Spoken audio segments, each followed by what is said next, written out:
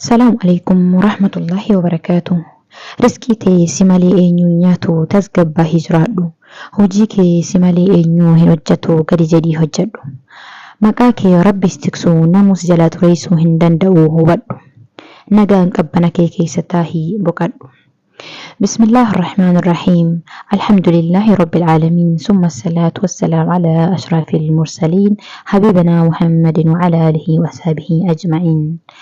متى دورين بيا هرّا كير ما في جدي ابن جوز رحمه الله سينا سين قديتنا كتاب سانين كيستي بريسن قافتكو موتما تكو توري firaafireetu nyaatu akka tasaa harkasaa albiidhaan if muree uf miidhee dhiigni sarraa dhangala'e. Sana booda ministeera tokko qaba ture. Ministeerichi kun yeroo hedduu waan rabbiin fedhe keerimaaf jechuun tana heddummeessa ture. Ammallee gaafa mootummaa isaa harki miidhame keerimaaf jedheen harki kiyya miidhamee osoo agartuu keerimaaf jettaa jedhee aangoo isaatirraas akka manaa bahu hidhaa keessattis akka darbamu ajaje. Sana booda mana hidhaa geessuuf wayitaa qabaniini ammallee keerimaaf jedhee deeme. Gaaf tokko mootummaan kun gadi adamsaadhaaf gadi bahee otoo deemuu karaan jalaa badee deemsa ittuma fufee deebi'uu dadhabe. Karaa hedduu deemee otoo deemuu warra ibidda gabbaran majuusatti dhufe. Jarri kun akkana jedhanii walii galan ture. Jalqaba nama nutti dhufe gabbaramaa kennaaf goorraana jedhanii walii galan. Booda mootumichi qabanii goorra'uuf yommuu jedhan quba isaa kan murame argan. Kuni rabbii kennaaf hin tahu qaama guutuu miti jedhanii dhiisaniin. Booda mootummaan kun gammadee jechi ministeerri jedheen dhugaa ta'uu hubate. Gara mana isaa deemee akkana jedheen ministeericha koo dhugaa jetti harki kiyya muramuun keerimaaf akkanatti du'a na oolche jedhee waan isa mudate himeef.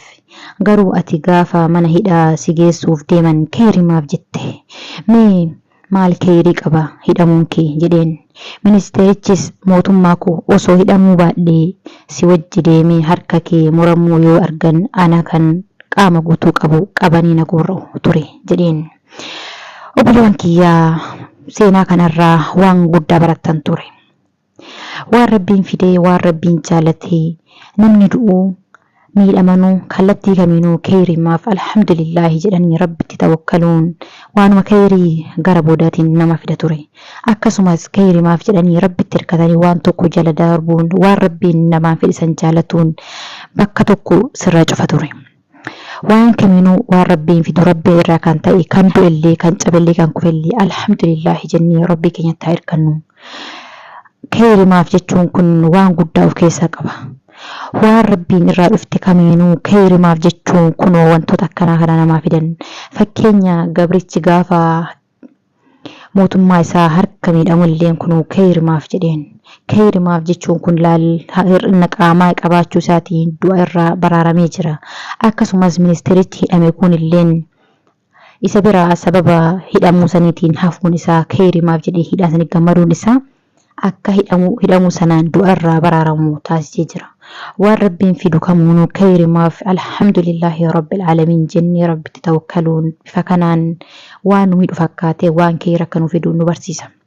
Kanaafuu waan rabbiin irraa dhufte kamiinuu keerimaaf alhamdulillahi jennee itti haa tawakkalnu yookaan immoo rabbiif galata haa galchinu jedha. Dhaamsi keerimaaf jechuun qabu kunoo isa kana. Kanan isinimuu barbaada mata dureen guyyaa har'aa qabadhe keerimaaf kan jettu ture. Waan xiqqoo fakkaatee waan guddaa of keessaa qaba. Kanaafuu waan rabbiin irraa dhufte kamiyyuu kallattii kamiinuu gaaris ta'ee gammachuu akkasumas gammachuuf gaddillee gizee nu mudate keerimaaf yookaan immoo alhamdulillahi jennee rabbitti haa tawakkalnu. Rabbii keenyatti haa hirkannu waan rabbiin nuun fide hundaa haa jaalannu isiniin jedha. Salaamu alaikum wa rahmatullahi wa barakaatuh. Horaa bulaa deebanaa.